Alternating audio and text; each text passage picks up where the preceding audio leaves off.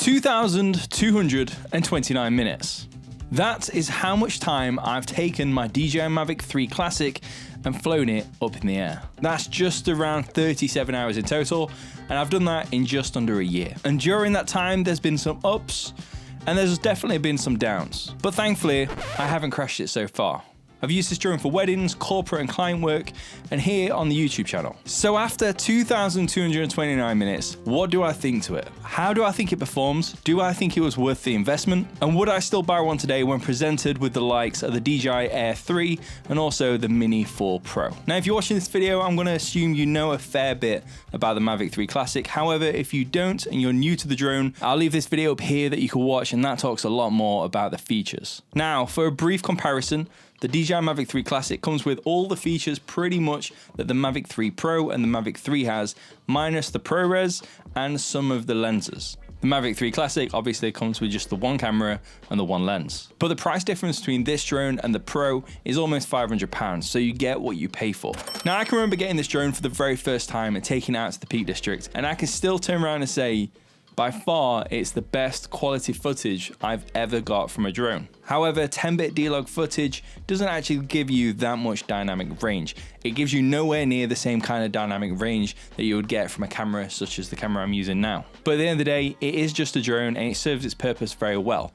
You've just got to know its limitations. Now, the one thing I really do love about the DJI Mavic 3 Classic is the variable aperture and the practicality of having it. Most lenses at 24mm or equivalent to 24mm will hit the focus infinity point at around about 20 meters. So for a lot of the time when you're using this drone, adjusting the aperture doesn't actually change your image in terms of depth of field. But one of the huge benefits of having the variable aperture is being able to control the amount of light coming into the lens and hitting the sensor. Personally, I would prefer to use an ND filter when it comes to any kind of filming. But if you've ever used an ND filter on a drone before, you'll know that you put one on front of the camera, you hold the drone up, you kind of get the exposure about right, you send it up, and guaranteed the exposure is going to be a little bit different to what it was on the ground.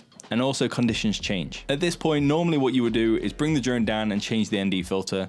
You'd have to crank the shutter speed or open the shutter speed a little bit more, which you don't really want to be doing. You may have to increase the ISO, but if you're at the base ISO, you can't decrease it. But with this drone, I normally leave it around about f6.3, and then if I need more light, I open the aperture up, or if I need less light, I can close the aperture down. Now, as for the photography, even though I can get great quality photos from this, sometimes your images do seem a little bit soft once you start zooming in. And I'm not the only person to think it. Around a year ago when I started posting videos about the Mavic 3 Classic, I had a bunch of people reach out to me in the comments and also over on Instagram, and they said, do your images seem a little bit soft? And if you start zooming in, yes, they do. However, just at viewing distance, it's not too bad.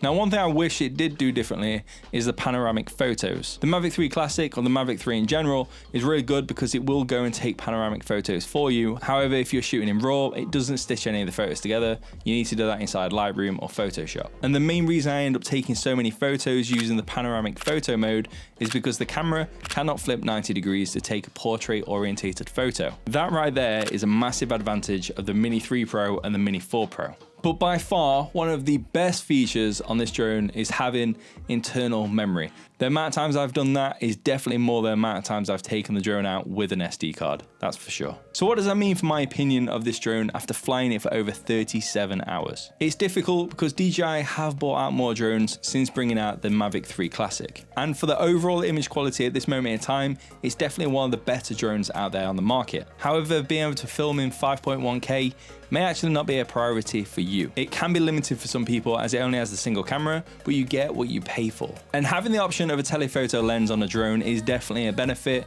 and if that's something you really want in your drone, then this isn't the drone for you to have. I briefly mentioned that I miss not having the ability to flip the camera 90 degrees like you can on the Mini series, but that isn't the only benefit of having a Mini series drone. The benefit I'm talking about is the weight restrictions. This drone I have flown in some pretty bad conditions, and every time I felt really confident with it. Now, you should always be safe and sensible when flying a drone, but when you're out over water, sometimes with a gust of wind, you think, is my drone actually ever going to return? Could the drone just catch a gust of wind and just flip over and crash? I've never seen it happen myself, but when it comes to flying the Mavic 3 Classic versus the Mini 3 Pro over water, I'll always pick that. It just feels that little bit more stable. On the flip side of that though, This is a pretty hefty drone. And in some countries, like here in England and the rest of the United Kingdom, there are limitations of where you can fly that drone. Now, there are ways to increase where you can fly this drone here in the UK by taking exams. And even though I have the insurance and I'm sensible with it, I still get a little bit nervous because sometimes people just want to be a Karen. Now for the drone itself, taking into account everything I've said in this video, am I happy with my purchase? Yes, it does pretty much everything that I need when I prioritize what I want out of a drone. However, if I didn't already own one, would I buy one today?